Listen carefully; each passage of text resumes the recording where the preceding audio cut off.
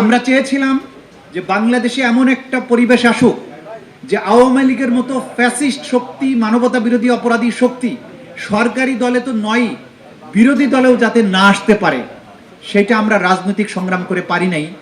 আমাদের জাবির ইব্রাহিমের মতো শিশুদের আত্মদানের বিনিময়ে কিন্তু বাংলাদেশে আজকে সেই পরিবেশ তৈরি হয়েছে।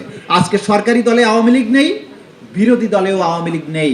এটাই হচ্ছে আমাদের জুলাইয়ের অর্জন। খুব লম্বা কথা বলবো না, এখানে রাজনীতিবিদরা যেহেতু কথা বলবেন, আমি তো রাজনীতিবিদ থেকে এখন বর্তমানে অবসরপ্রাপ্ত, সে কারণে রাজনীতি নিয়ে বেশি কথা বলতে চাই না। জুলাইয়ের চেতনাকে ধারণ করার জন্য অনেক কাজ বাকি আছে।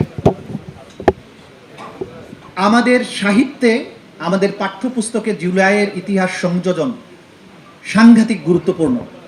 যে মহা অর্জন এই জাতি করেছে, সেইটাকে যদি আমার প্রজন্মের পর প্রজন্ম এটাকে আমি আমার প্রজন্মকে জানাতে না পারি, তাহলে কিন্তু এই আগামীতে আবারও আওয়ামী লীগের মতো কোনো ফ্যাসিস্ট শক্তির জন্ম হতে পারে। ইতিহাসে, পাঠ্যপুস্তকে আমাদের জুলাই জাদুঘর অবিলম্বে খুলে দিতে হবে, যাতে এই জাদুঘরে ঢুকলে একটা মানুষ যখন ঢুকবে, যখন বেরিয়ে আসবে, এক বুক বেদনা নিয়ে আসবে এবং আওয়ামী লীগের জন্য 1 শতাব্দী পরিমাণ ঘৃণা নিয়ে বেরিয়ে আসবে। সুতরাং এই জাদুঘর নিয়ে যদি কারো ক্ষতি হয়, সেটা আওয়ামী লীগ এবং ফ্যাসিস্টদের ক্ষতি হবে, বাংলাদেশের মানুষের কোনো ক্ষতি হবে না। সেই জাদুঘর ওপেন না করে কেন ফেলে রাখা হচ্ছে, এটা আমার প্রশ্ন। আমি আশা করি যে আমাদের সরকারি দলের যিনি নেতা আছেন, তিনি এই বিষয়টা নিয়ে কথা বলবেন। 1971 সালে স্বাধীনতা যুদ্ধের পরে যুদ্ধকে অমর করে রাখার জন্য অনেক সিনেমা তৈরি হয়েছিল।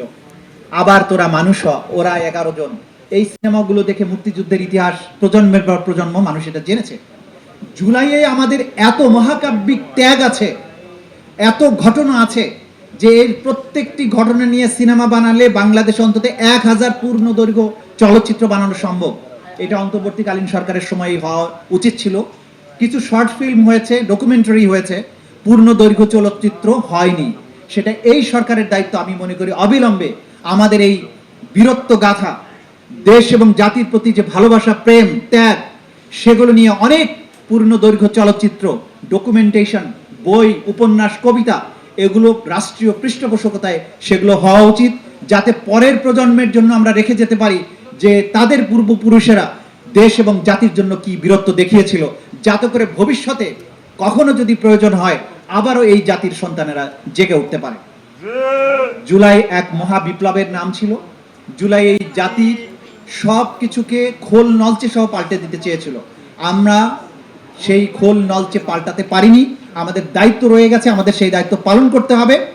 কিন্তু অন্তত যে আত্মবিশ্বাস আমাদেরকে ফিরিয়ে দিয়েছে, সেই আত্মবিশ্বাস, একটা উদাহরণ দিয়ে শেষ করছি।